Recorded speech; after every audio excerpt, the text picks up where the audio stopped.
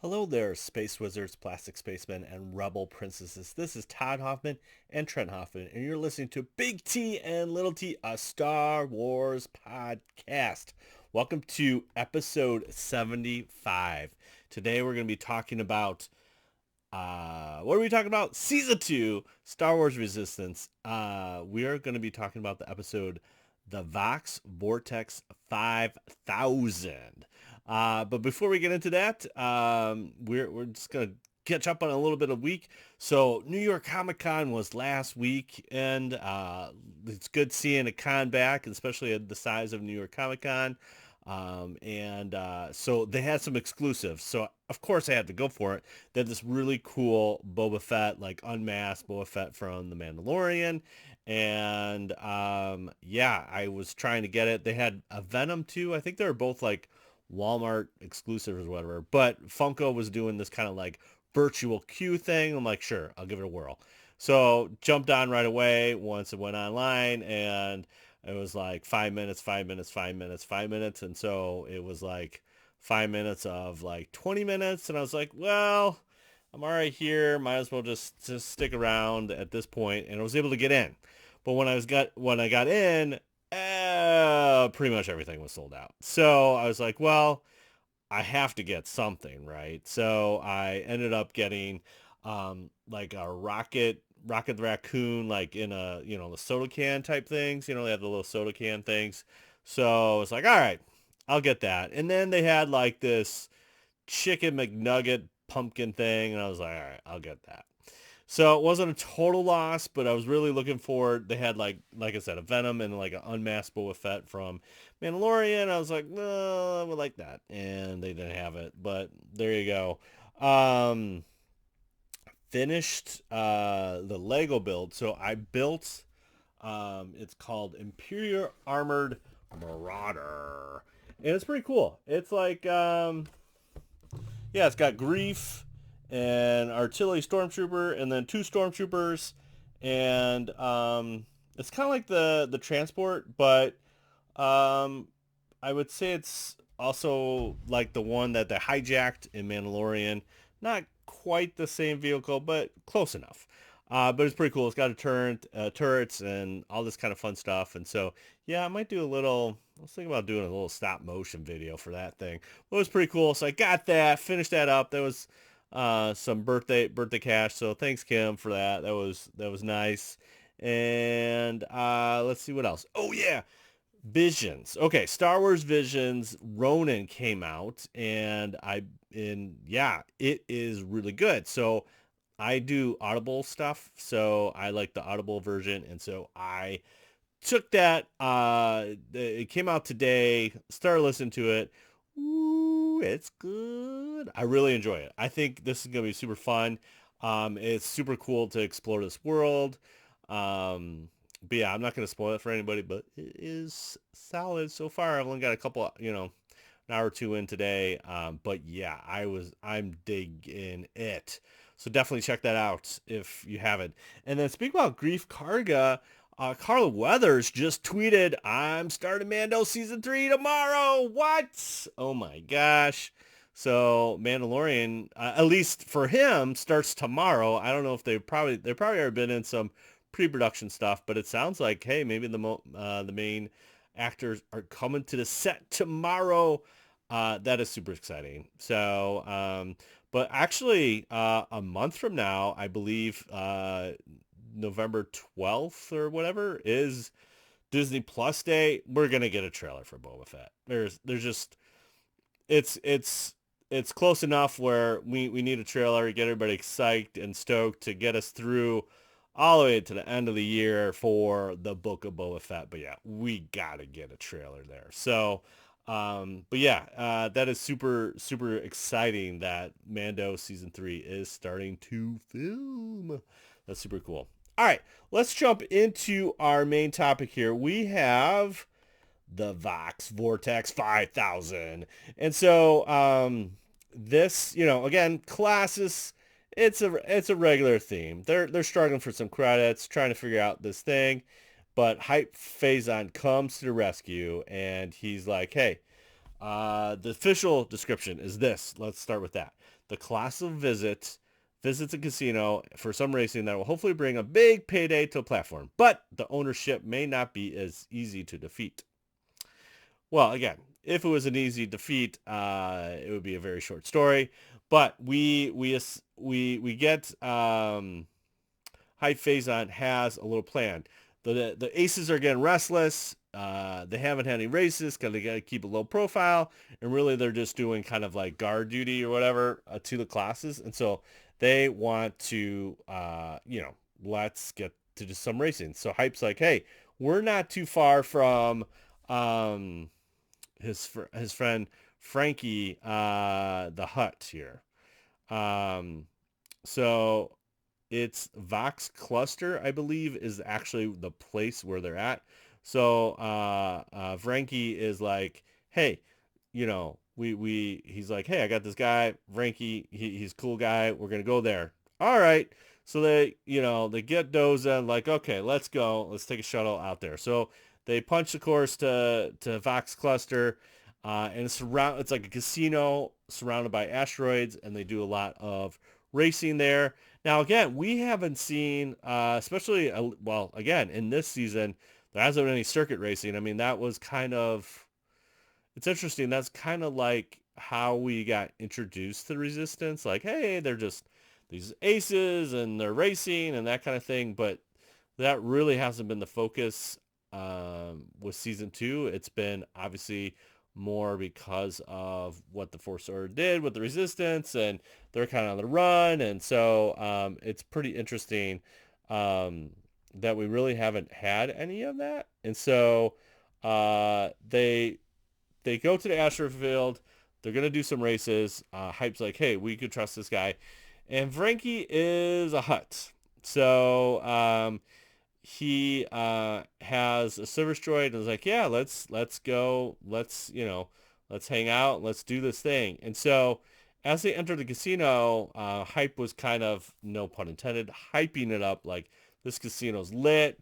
There's so many people, and this is where kind of Hype got his start. As they enter in, there's literally like one patron and a bunch of like Quacky and monkey lizards just hanging out. And so like, where's all the crowd? So we get a little name drop. He's like, well, it's been quiet since, like essentially because of the war and the resistance. And then he does a name drop of Canto Bite. So Canto Bite's doing fine. But Frankie, he is not doing fine, unfortunately. Business is slow. So still wants to wager. And so Hype is like, hey, a single race, let's do this. We'll get some credits. If he loses, he has to, stay around, and he gets all of Hype's winnings. Seems pretty straightforward. When Tora and Kaz kind of come up to the scene, they see 3 kind of fighters fighting or racing actually, and one crashes right into an asteroid. So we know it needs business. So Hype and this unnamed pilot begin a race. As Hype is about ready to cross the finish line, they are droids. And now here we go. We got a little episode 1 reference to our droid fighters here, which I thought was interesting. It's just a more fancier droid. But yeah, we see it tilt its head. The cockpit tilts its head.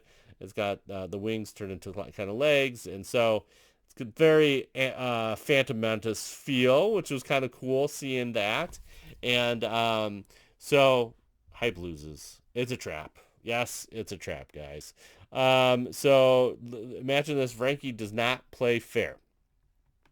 So Doza's mad. They got to figure out a way to do this. Our good friend Niku understands he's playing the game, but he realizes that these games have been altered, so the house always wins. But Kaz and Tora have an idea and say, hey, could we, since the programming is kind of the same, can we hack into this and try to figure out how to beat these droid racers? So the aces, they kind of agreed to do another kind of stake as far as like, okay, we're going to try to do everything. And so they bet the house. They say, okay, all my aces, and, we'll put in the classes and we'll make this happen. Well, once you come to find out, all the aces have a little bit of trouble trying to fin these races, even though they have Niku at his side and he's calling things out. There's turrets and bombs, and Frankie is he's kind of cheating as a hut would. And so we have this very interesting thing as far as just like uh, them always trying to one up the hut. But this is, again, this is a hut. It's his casino. It's all rigged. And the team tries to leave, and we got the muscles, the quacky muscle lizards, the the WWE kind of wrestler monkey lizards here, and so they block the door and they got to stay, and so they have to try to figure out what's going to happen or what can they do, and it's not looking good. Um, so this is Tora basically says, "Hey, we can figure this out." And she says, let's wager the classes as collateral, which is kind of a huge deal. Doze is like, yeah, I don't know if that's such a good idea, but they try to figure this all out. So then all the aces lose. Then it's up to Tora and Kaz, and so Tora and Kaz say, "Hey, we gotta try to figure this out," um, and that's what they do. They have this huge race. Kaz then has he's going one-on-one with this robot racer, and of course Frankie is throwing everything at him and leave it up to Niku to help him out at the end.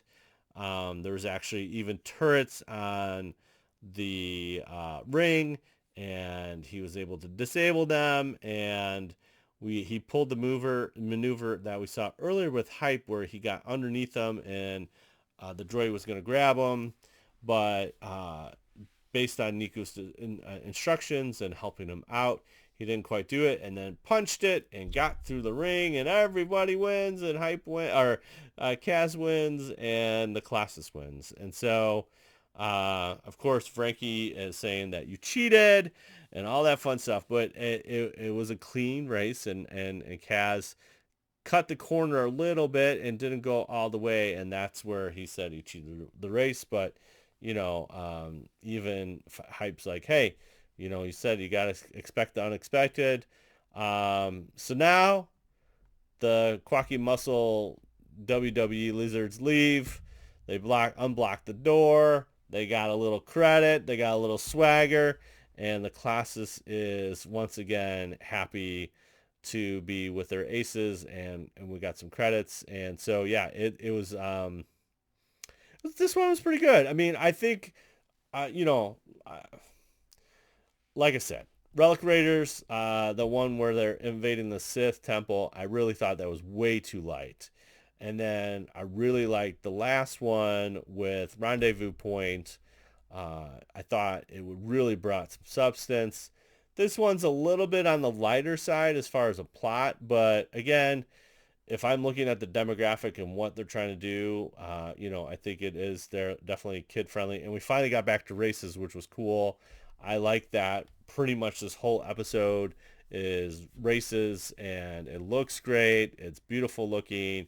It's a very simple concept of just like Frankie throwing out every little step in the way to cheat the classes and the aces. But I really did.